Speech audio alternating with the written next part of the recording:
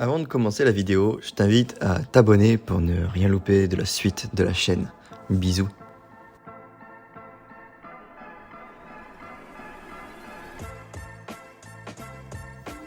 En préambule, je tiens à prévenir que durant cette vidéo, je vais aborder divers sujets qui peuvent choquer. Cette vidéo n'est pas à destination des plus jeunes et les témoignages de victimes dont je vais parler peuvent être glaçants. Alors je vous remercie de rester mesuré dans l'espace commentaire. Maintenant, on peut commencer la vidéo. Dubaï, c'est une ville incroyable. On trouve 95% de sa population qui y est d'origine expatriée. La mixité culturelle est immense, avec des Asiatiques, des Européens, des habitants venus du monde entier et de toutes les couches sociales.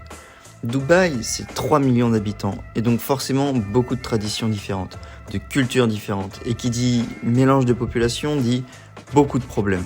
Durant cette vidéo, je vais vous parler de la prostitution à Dubaï. Ensuite, dans les semaines suivantes, je sortirai 2 vidéos qui, elles, parleront de l'évasion fiscale aux Émirats arabes, puis de la pollution catastrophique générée par cette ville construite en plein désert. Bon, d'abord, Dubaï en chiffres, c'est quoi ? En 2010, on comptait déjà au minimum 30 000 travailleuses du sexe à Dubaï. Certaines études, quant à elles, parlent de 45 000.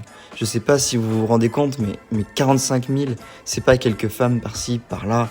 Le chiffre, il est accablant. 45 000, c'est le nombre d'habitants d'une ville comme Bayonne.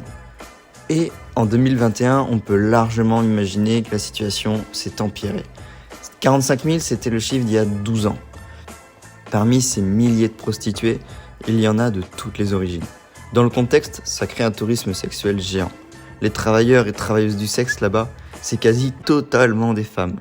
Ce qu'il faut savoir, c'est que selon l'origine de ces femmes, il se crée une demande plus ou moins grande. Selon la rareté, les prix peuvent même, eux, augmenter. Ça hiérarchise donc les femmes selon leur origine et donne un classement. Les femmes asiatiques, qu'elles soient chinoises, des Philippines ou indiennes, sont de moins grande valeur que les européennes. Elles, les européennes, sont de moins grande valeur que les Russes, qui sont encore un petit peu plus recherchées. Et ne me demandez pas de vous expliquer pourquoi, mais dans ce classement, c'est la demande qui se construit de cette manière.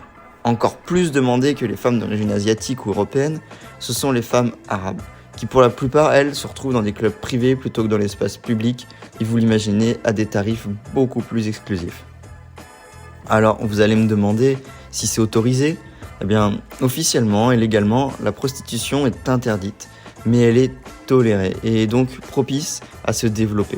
C'est une triste nouvelle, car selon le témoignage d'une ancienne prostituée venue d'Ouzbékistan, dans une publication de 2017 par l'ONU, elle qualifie son passage de 18 mois à Dubaï d'esclavage sexuel. Elle a d'ailleurs préféré se laisser attraper par la police pour être expulsée que de continuer à être victime de ces organisations. Ce témoignage est parlant, à savoir qu'en Ouzbékistan, le salaire moyen par habitant est de $150 par mois.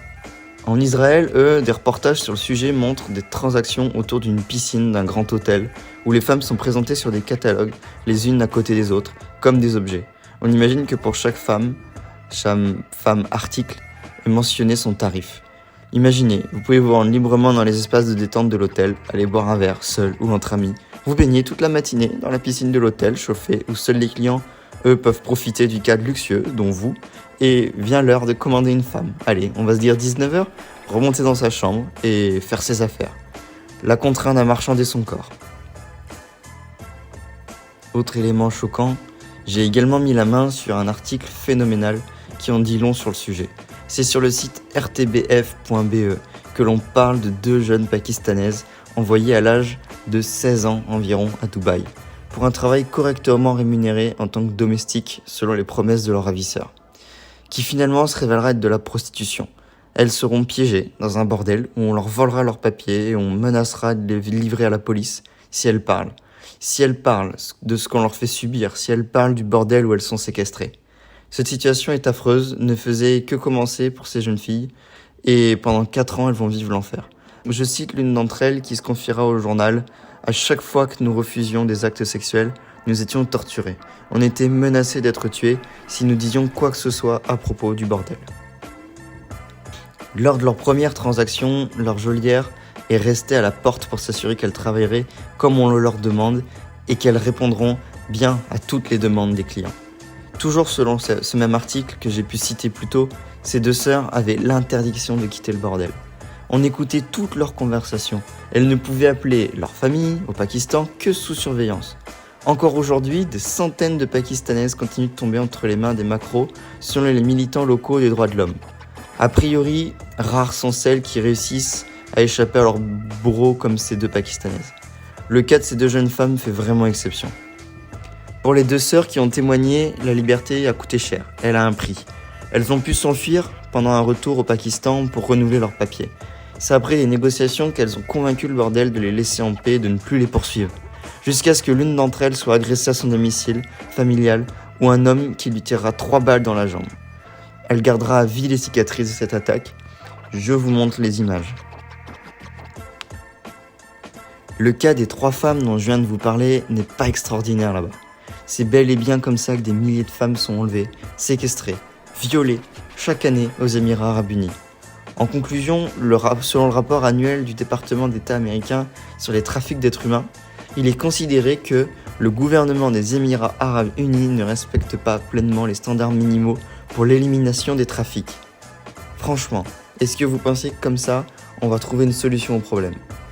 Ce qui laisse donc présager un long développement dans le futur pour ce fléau. Si t'es resté jusqu'à la fin de la vidéo, un grand merci. Je t'invite à t'abonner pour ne pas louper les 2 prochains épisodes, pendant lesquels je parlerai de Dubaï sous un autre visage. C'était Dalai, à la prochaine.